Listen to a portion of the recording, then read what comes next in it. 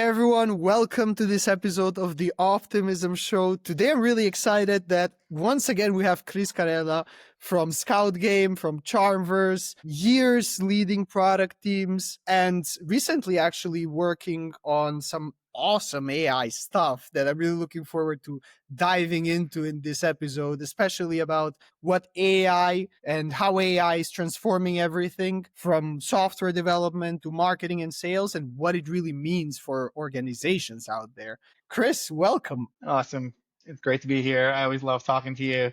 And now I'm a second time caller. Almost 11 months, almost exactly 11 months later. Oh, So amazing. a lot of new things actually happened this past year, and I'm really excited to hear. Like, I know recently you've also been focusing on how AI is transforming organizations, and I'm really curious, first of all, to hear your perspective on that, especially for more traditional organizations. And they seem pretty slow, at least on the PR side, that they're adopting these technologies. Yeah, I think traditional organizations might be cooked. I think a lot of my interest is in maybe to step back, even pre-crypto. I've been sort of a head of product or the product-led founder of startups for about 20 years now. And I'm interested in the way teams work and the way teams have been put together. In fact, when we first formed Charmverse, our thesis was even less about crypto and more about the future of work. And so that's kind of always been deeply, my interest and our interest. And, for Charmverse, it looked like when we started in 2020-ish, the future of work looked like DAOs. And we built like this DAO platform, and which evolved into a grants platform. And then with Scout Game, we're taking our shot at the future of work being decentralized development. But with the emergence of AI, it feels like the future of work is looking very different, and that small teams can outcompete large teams. And then as I talk to startups who are born today, which is different than ones that were born a year ago or 6 months ago, maybe even. I'm seeing a lot more, two co-founders and a team of agents, and they can build so fast. And so, yeah, I think the current sort of large corporations are pretty cooked, I think. I think they probably will realize they have to downsize when it's too late. But that being said, I think there's tons of opportunity for people in those organizations, number one, to learn the tools and to be force multipliers. And probably that's the way they compete, which is like having everyone use the tools and be a force multiplier. If you still have a huge treasury and a talented team who embraces these tools, which I agree with you, it doesn't seem like a full embrace yet, these organizations can move fast. And so to some extent, I'm seeing that, look, I think the Fortune 500 is freaking out. It's like, even like publicly they're freaking out, but privately they're freaking out, and they realize this is something they need to wrap their head around. And so maybe that's different than previous misses. So maybe they have a shot, but certainly, some stat came out recently where it's like 9% of the workforce uses AI daily, which is like, that's an appalling stat. That is a crazy stat. Let alone having AI native teams. I guess maybe that's where I'll wrap this up, which is like, I think traditional orgs are trying to figure out how to adopt. Those teams inside those orgs particularly are trying to figure out how to adapt. Those people inside those orgs, are trying to figure out how to adapt. But then there's this new class of organizations that I think are just AI native organizations that look very different. Yeah. But it's also like when it comes to adoption, especially like from your perspective, I'm curious to hear, because previous technologies have more or less, in my opinion, followed a similar path to adoption and changing teams. But like AI seems to like completely flip some things upside down. Like the adoption might not be entirely clear, because now like questions arise of like, is it actually necessary to even do something? Yeah, definitely. One, ChatGPT is the fastest adapted product of all time, and I think they have like 700 million monthly active users. So to some extent, there's been like a crazy adoption that we've never seen before. It makes it like very interesting and strange times that like this powerful technology is just getting adopted en masse. Now, that being said, I spoke to someone recently at one of the big consulting firms. Their job was like, had AI in their title, and I told them the kinds of things I was doing, and they said, man, I wish I had time to play with the AI. I never use AI at work. I only use it for home and personal, And so I think there's a real truth there's just a lot of insights into that saying. One, it's like, even though this person has AI in their title, they're not using it in their org. They're not really using it at work. Probably they were a senior executive, so they've done what's worked and they're still kind of doing what's working. The other thing that I have a lot of empathy for all people, is the tools. The space is moving so fast, and the tools are changing so fast, and new things are coming out. And if you're used to working a 9 to 5 and you're busy, right? You don't have like free time at work to play with new software. I think it can be very hard to keep up. I think that's where, on the individual level, I feel for people, it's certainly a time for growth and for learning. I think that's true of all people right now. But that happens on the individual level. That rolls up to the team level. That rolls up to the corporate level. Exactly. It's really like a trickling down effect as the technology moves. And I'm curious, especially on that point, with the recent things that you're doing and how you're really helping founders and builders equip themselves with a team of AI agents. Yeah, cool. Let me tell you Go the ahead. story on how I got here, and Would then love to hear it. and how I'm helping people and why. I think I've been using ChatGPT like since it came out, like a lot of us, and maybe use it for like an email or so some pretty lightweight stuff, maybe some image generation somewhere along that path. Certainly, like product people use it for their PRDs. There can be a lot of document writing in the product world, so using it to help write products. Started using it, actually the voice feature in ChatGPT specifically is really great. And so started using it to like brainstorm, go on walks and for like an hour just talk to ChatGPT about some problem I had or something we were trying to do in a scout game, and would come back with some artifacts and something useful. That was kind of how I started it. I think that it's crazy to me that people aren't at least using it at that level professionally right now. But AI was cool. I didn't see it as a revolutionary thing, but it was pretty cool, right? Then we actually had, for the first scout game, Airdrop, had designed this whole Airdrop system. It was a dedicated landing page. It branched based on options that people selected. And I had been like experimenting a little bit with vibe coding at night using tools like V0, but nothing too serious. But I got this like major design task, and I knew this is like traditionally a 2-week design task, from getting started, sketching in my notebook, moving the pixels around, bringing it to the team. And I just thought to myself, like, maybe I can do this wireframe in D0. I like to do my wireframes in low fidelity so that the team knows what the functions are before you put it to design.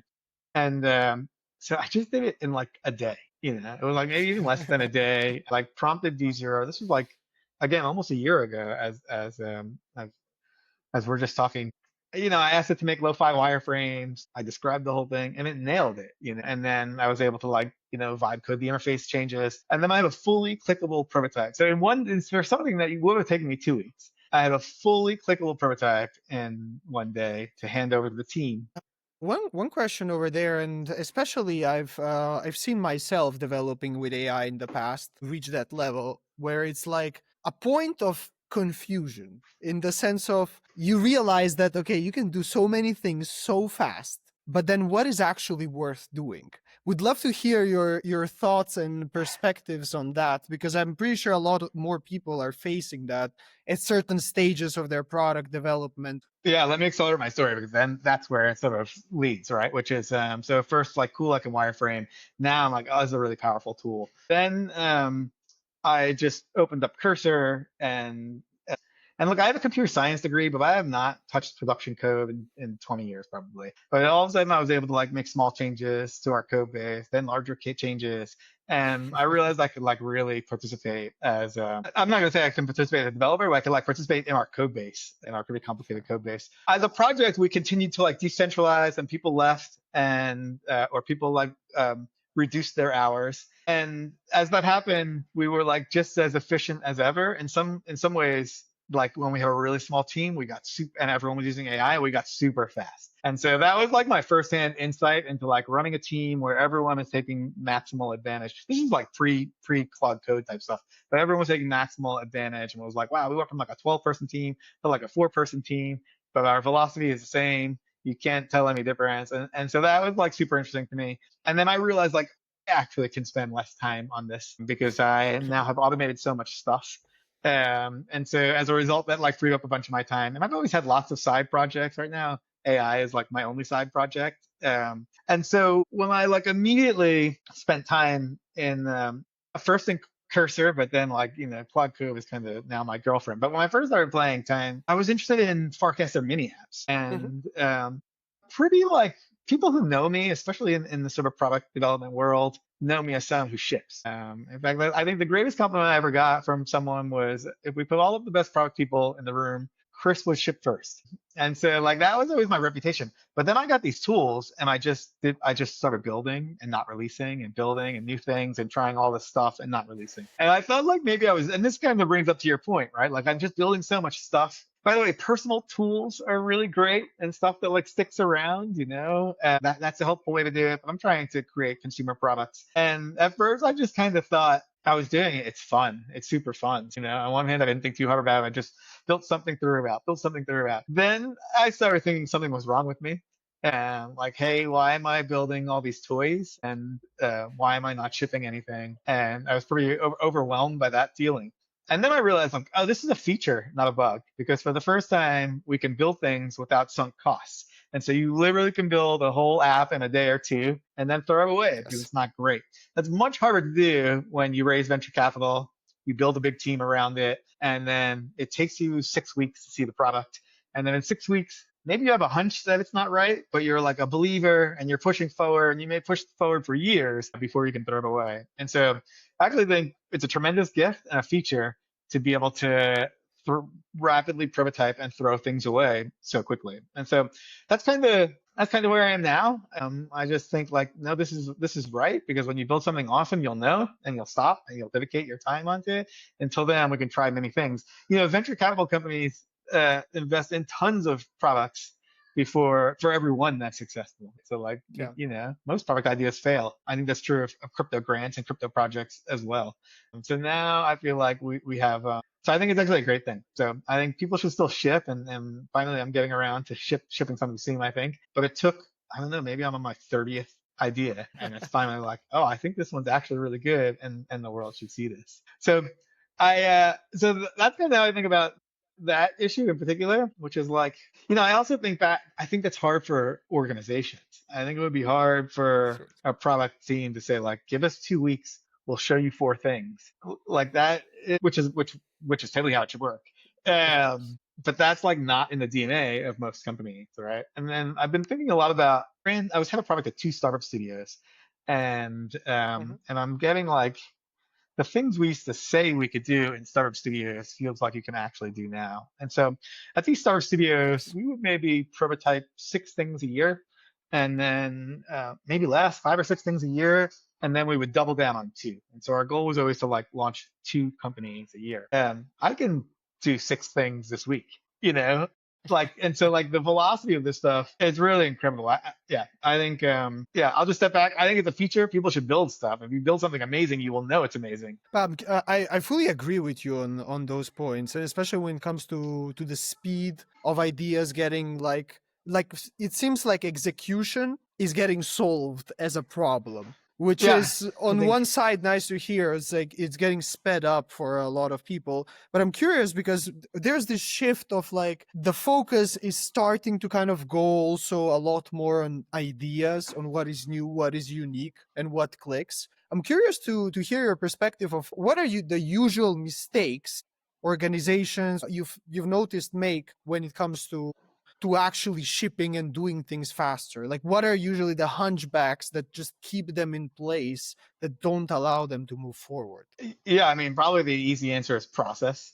Even at a small team like Scout Game, we had a process. We did push code daily, but it was like we waited to Friday to give the demos. So we have Friday demos. Now it's like the amount of stuff you can do between Monday and Friday. I don't know if Friday demos would be the thing anymore. I think that's one. I think, look, big companies need to plan. I think that's probably another one. Like, you have all of these resources. You need to efficiently use these resources. You need to plan them. The plan is generally many months out. 6 months if you're fast and iterative, and like maybe a quarter if you're really kind of super focused. There's a marketing team that needs to be looped in, and so I think a lot of it is just kind of the momentum of a large organization is it makes it hard to ship faster. It makes it hard to try new That's true. things. When you see these AI native companies, which they don't have to be super small. I am seeing a lot of 2-person companies are hiring their first engineer or something like that, or maybe even a dozen people or something.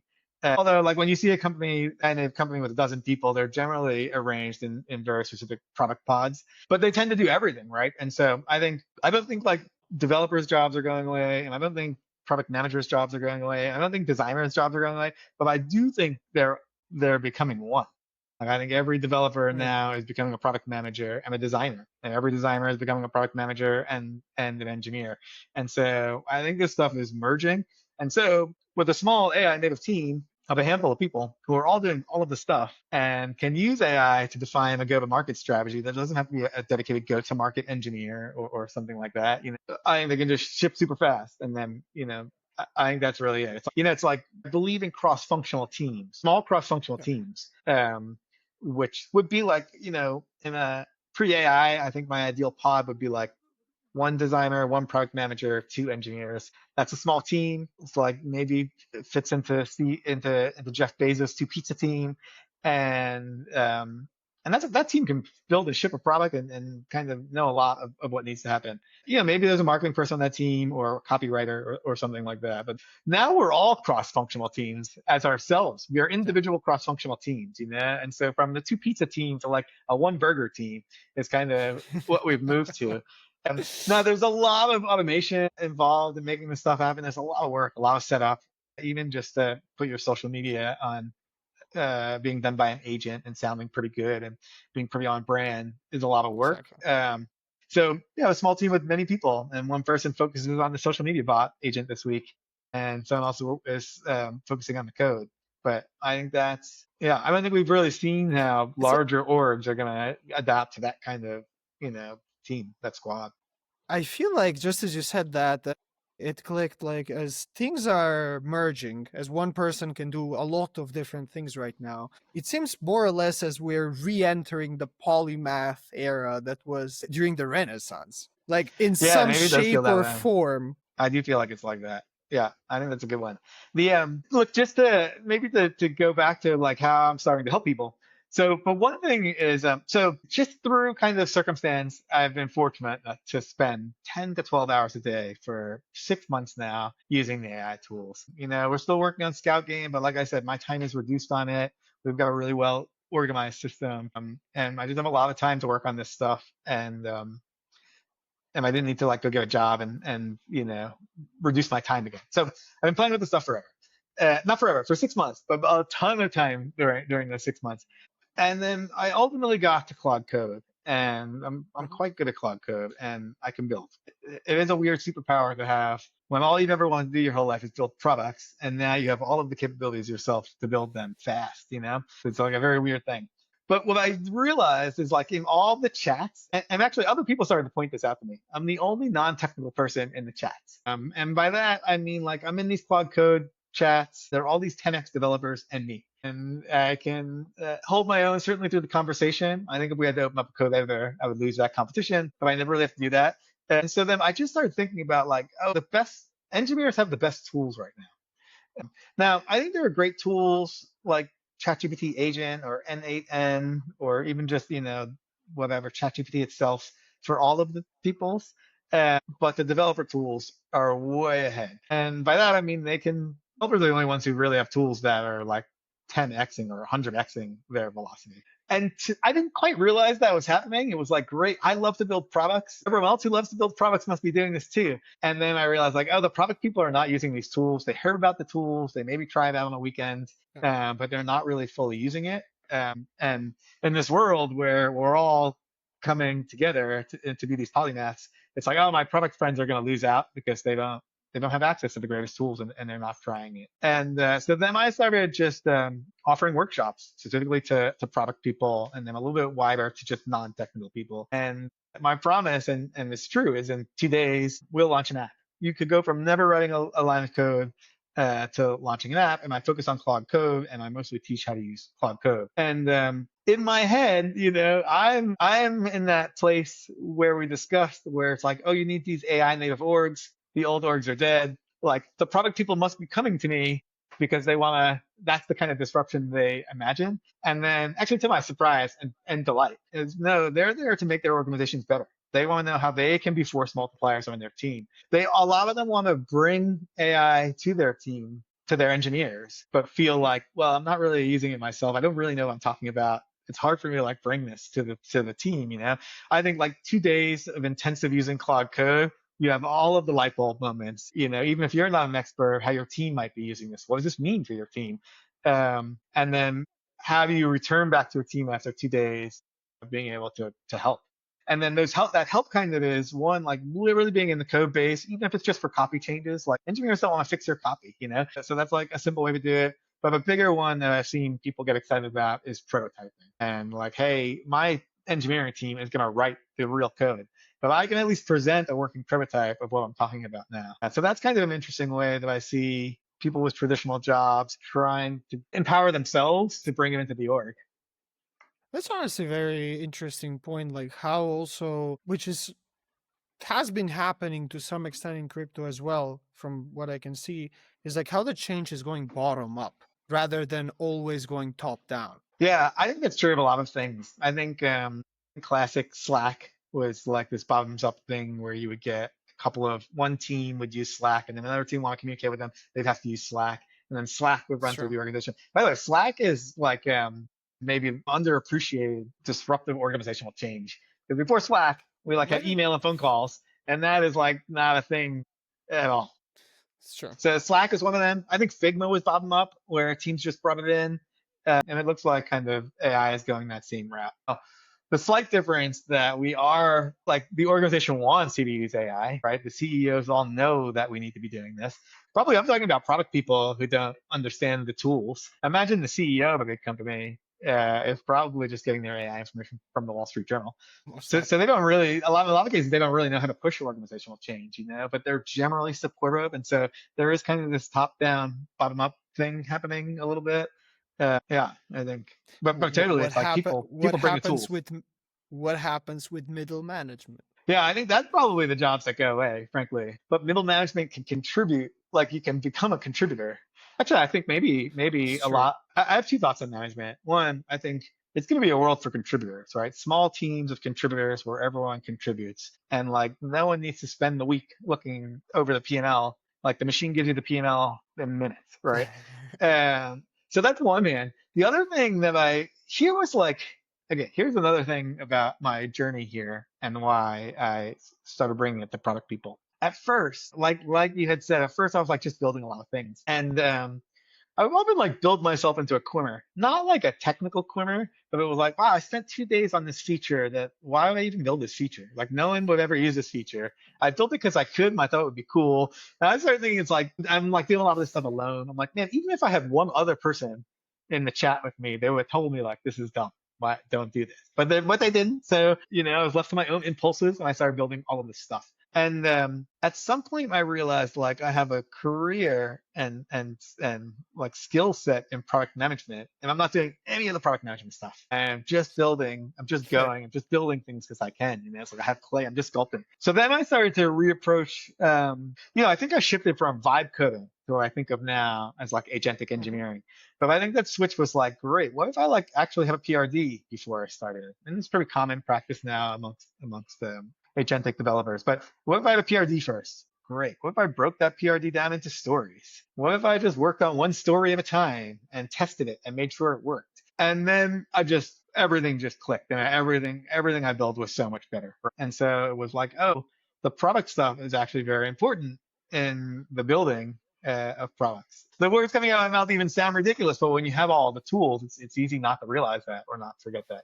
And then, by the way, these 10x devs in the chat, they were doing amazing things, but I would see them kind of missing some of the management aspect of it. They were like managing their own time, but not managing the agent. And so I started thinking to myself, like, oh, every product person can do this, because it is like managing your product team. And maybe people haven't quite got it yet. You're really managing agents. They're not so good. We have not hit general artificial intelligence. So they're not that great where they can be unmanaged. So you're like heavily managing. And if you have a skill set in managing people and prioritizing tasks, I think that translates very well to this kind of agentic world. Yeah. It's like really taking things one step at a time. And maybe even because right now it seems like I personally see it, the first time I saw it that AI unlocks a sort of like a skill tree. Yeah, totally. In this case, is like really taking it gradually and expanding, like going from the center from where you are and going step by step, testing, reiterating, and continuing. Yeah, and then kind of the mental shift, the mind twist is that, well, now you've just slowed down. So you went from like moving so fast to like, oh, now I have tests. And instead of like trying to one shot this thing or doing huge features, I'm doing little things at a time. And you start to feel yourself like, oh man, I'm going so slow. And then you just kind of have to step back and say, I'm still moving 20 times the speed of a normal team, right? Like I feel like I've slowed down. I'm still moving so fast. And by the way, the results are better. This is better overall, you know? Yeah, I think it's just kind of interesting. You move so fast that when you slow down to try to do it in a more methodical way, all of a sudden you feel like, oh my God, I slowed down. But then when you think about it, you're like, but I'm still going so fast. Yeah, a lot faster than before. Also, like the parallel that I'd like to draw here is that it seems, especially the crypto space, for years it has been stuck in that loop of like, let's go faster, let's go even faster, when maybe it's time to just take a look and the path will show. Yeah, look, my excitement in crypto is with AI is sort of twofold right now. A lot of it's just around tooling. I think there was like this whole wave of agents who are going to trade for you, and some of that stuff is cool. Or like personifying a social account, really amazing when we first saw it. But where I think the real value is and one, in building great tools for crypto devs. And so Celo has an MCP server, easier than ever to develop on Celo. Farcaster has tons of kind of LLM tooling and documents that make it easier to build a crypto or a mini app. There's a popular MCP server called Context7, which just has the latest documentation. And this is great when your agents always know the latest documentation, because they often are working from like a year-old documentation by themselves. But now they have the latest documentation. And then if you dig into like, well, what documentation does Context7 have? You'd be surprised at how much crypto stuff is in there. You know? So I think platforms and protocols are making it easier for developers to build. Now, the flip side is like crypto has always just been harder to build apps on. It just is. It's just a little bit more complicated, working with wallets, working with transactions. It kept a lot of people away, and it stopped a lot of rapid prototyping. And so as that becomes like easier to do, and anyone, we're still not at the point where anyone can really build these things, but we're getting close and you can see that, But imagine a world where anyone with a Farcaster account can build a mini app. We'll see a lot more experimentations, and with a lot more experimentation, we'll find product market fit. It's true. But even considering that you said, like, I would say like on Farcaster, probably that's a lot closer reality than being everywhere else, considering how technical the crowd is, even like the vast majority of the crowd. Sure. So Yeah, I think, look, there are tools like Lovable that bring down the barrier to everyone. I think we're not far away from everyone being able to do this stuff. Maybe even like you're speaking into your phone and the app manifests. That being said, I think there are tools for all positions and all people that exist, and certainly even with ChatGPT, you can prompt pretty powerful stuff. But you're right, we're not quite there where like anyone can do it. I do feel like I'm like a technical product manager, which helps, right? But we're getting there.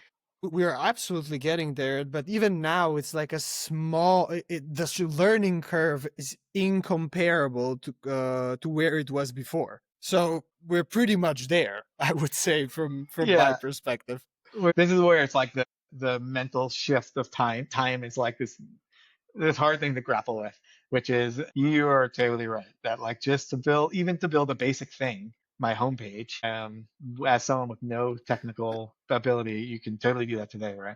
I'm curious, like even on this thing now that we're talking about non-technical roles, even on Scout Game, because you always, I assume, please correct me if I'm wrong, that you also had to collaborate with designers, and you could have to collaborate maybe with marketing people that are not necessarily technical. I'm curious to hear like what has been, because even the gap to adoption and the gap to learning these things is much smaller right now. There's so much more noise at the same time. So I'm curious to hear from your perspective of what is maybe the process, what is the approach or the mental shift that needs to happen to actually unlock and get non-technical roles into the AI stuff and what you teach and help organizations with as well. Yeah. So to some extent, I feel like we in this period of time we're like in this period of like self-starters and people who want to learn it, right?